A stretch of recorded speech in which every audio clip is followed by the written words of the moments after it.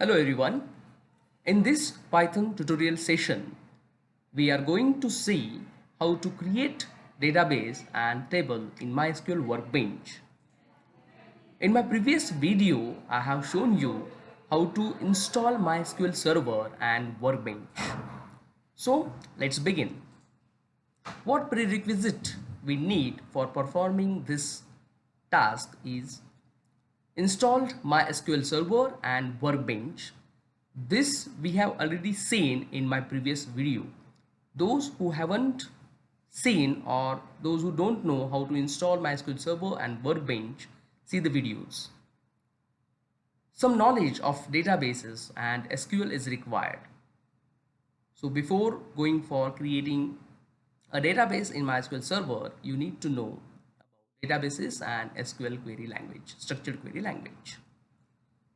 Then you need to have the basics of programming in Python language. In this video, I'm just going to show you how to create the database, not accessing the database using Python programming language. However, in the next video, I will be showing this to you.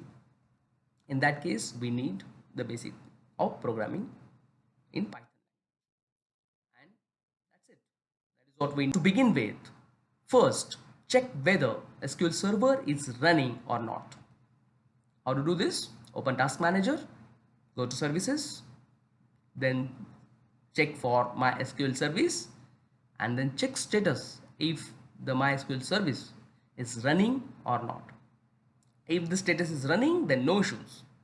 But if the status is stopped, then right click on MySQL and click on Start. Server is started and running now. So we will type here Task Manager, click the Task Manager, okay, and then it will show you the Task Manager. Then see here processes, performance, app history, startup, users, details, and services. So we need to go to the services, then we need to go to the MySQL services. So I'm just typing here M. So M is typed, and now we need to find out MySQL. So whether MySQL is there, type one more time and check MySQL services. So see here, that's the MySQL service, MySQL 81. Okay, and the status, see here, the status is stopped. So we need to right click on this and click on Start.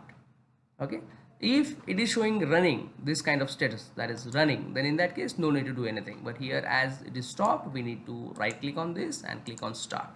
So the status will be changed from stop to start. Now see, it is showing you that MySQL service is getting started, and after some time it will show you status as started or running. So now it is running, right everyone? Okay, now let's proceed. Now it's time to create database in MySQL Workbench. So for this purpose, let's open Workbench. To do this, go to Start, type Workbench and select the Workbench. So how it is? So Start, type Workbench. See here, it is showing MySQL Workbench 8.0 CE. I have already installed this. If you haven't installed, you need to do this activity. You need to do the activity of installation of Workbench. Click on this. It is going to show me the home panel of MySQL Workbench. It is showing some existing connections that I have already created. Why we need to create these connections? Because these connections are responsible for making connections with your databases. So what you are going to do, we have already opened the Workbench. Then we are going to click on MySQL Connection Plus, then click on Configure Server Management. See, this step is very important. Unless we configure the server, we are not able to access the database or connect to the database. So we are going to enter username as root, then password as 1234. The question, from where we have taken username as root and password as 1234? Remember, while installation of MySQL server, we have given the username as root and password as 1234. So that is what we have to use. Then click on OK and then click test connection. Once the connection is established, click on continue anyway, and then okay. So that step I'm going to show you. See here. So this is MySQL connection. I'm clicking on this plus. It is showing me small window. It is asking me to give the name to my connection. So I have given, now I'm going to give name to my connection as my SQL demo. MySQL demo. Now that is name of my connection. So see here, here it is a configure server management. We need to go to the configure server management. Then it is showing us this panel where we need to click on now next. No need to have, no need to concern about these issues. Open database connections, that's okay. Click on next. Okay, now the service to manage from this, that MySQL, that is what it is going to select automatically, so no issues to do on this. You need to just keep waiting, but for this purpose you need to have your MySQL service running. If it is not running, then in that case it will not configure the connection or establish the connection. Now click on next, click on next, and then click continue. And now text connection, so connection warning, continue anyway. Successfully made a MySQL connection. That means now we have connected to the database. Click on OK. Okay, so now see here, the username we have to give as root, and the password may be stored in vault. If not, then you need to click on the clear, and then you are going to give the password for this. Okay, so let's create this. So I have clicked on OK, and now see here, you can see here MySQL demo, this connection we have created. Now click on this MySQL demo, the connection is cleared. Now we clicked on this. Okay, and we can see here some left panel. See here on this left panel we have navigator, which is showing some schemas that we have already created. Then administration, here you can see whether server is started or not. Management, server status. So I clicked on server status, it will show you me the status of the server. So these are nothing but different parameters that we can see here. Startup, shutdown. See here, server is running. You can click here also to stop the server, but that is what we are not going to do. So in schemas, so to create database, what we are going to do, click on schemas, type in query, create database mydb1, refresh schemas, you will see database mydb1. To use database type, use mydb1. Now let's go to Workbench and let's create the database. So to create database, let's use create database command. So create database, name of the database is mydb1, and let's run this. So see here, this symbol is used to execute the selected portion of the script. So I am just clicked on this, and it is showing me that the database mydb1 is created. Now it is not showing here, so we need to refresh this. So refreshed, and we can see here mydb1. Now we want to use this mydb1, so we use mydb1, use mydb1. On this,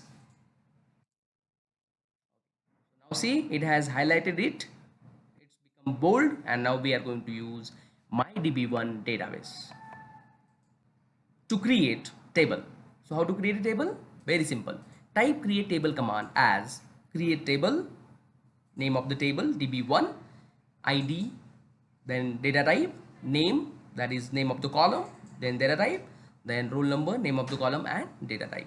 Here to create the table, one important thing that we must understand, that how many columns we want to create in our table, and what will be the data type of each and every field that we are going to enter in the data type.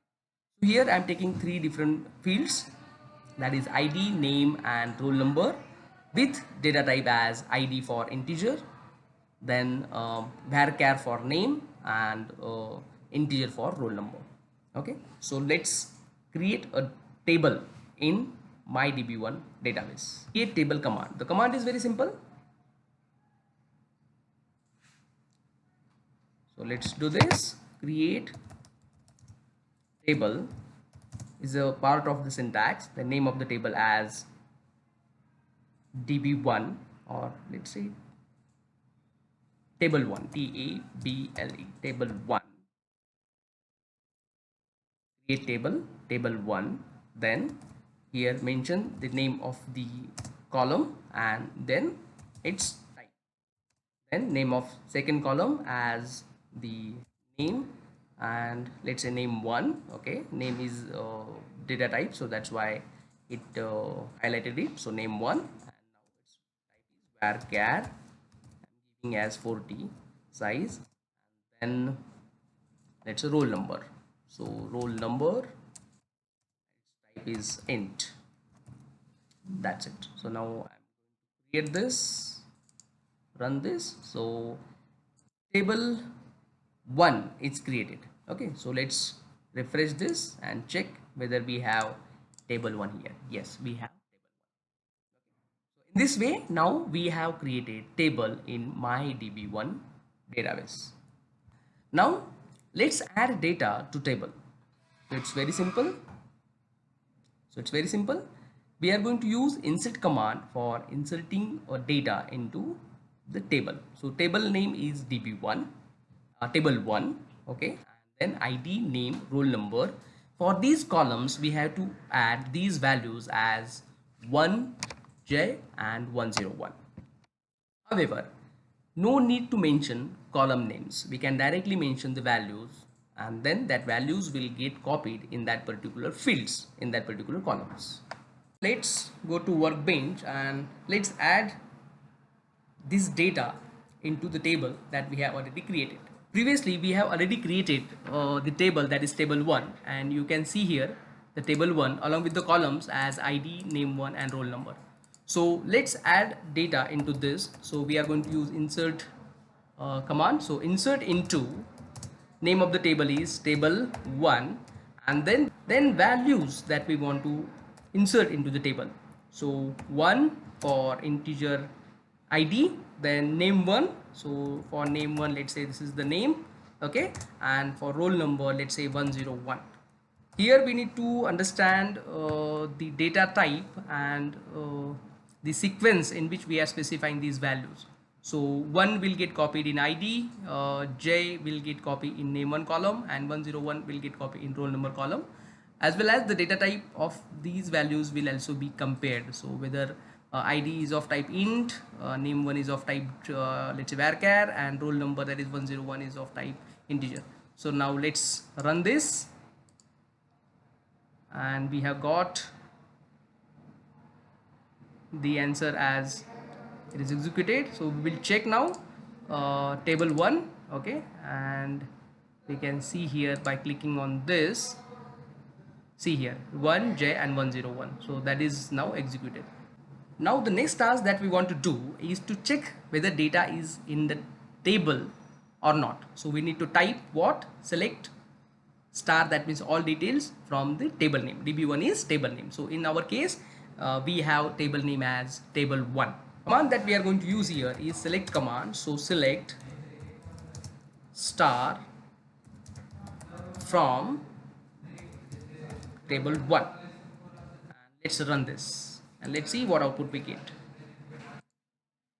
Here we got the first entry as 1, j and 101. One more time, now I'm going to execute this insert command. Control C, I'm putting it here. Control V, I'm changing the ID as 2, name as, let's say, J, and number as 2. So let's run this single command, executed, and let's check whether it has entered in the table or not. Let's execute select statement, and let's see here. Now we can see here 2 entries. That means we have created our table, then we have inserted 2 entries, 2 rows, 2 records in the table, and now we have displayed it. So I hope now you can create database and table in MySQL Workbench. In next video tutorial, I will show how to access the MySQL database using Python programming language. Thanks for watching the video.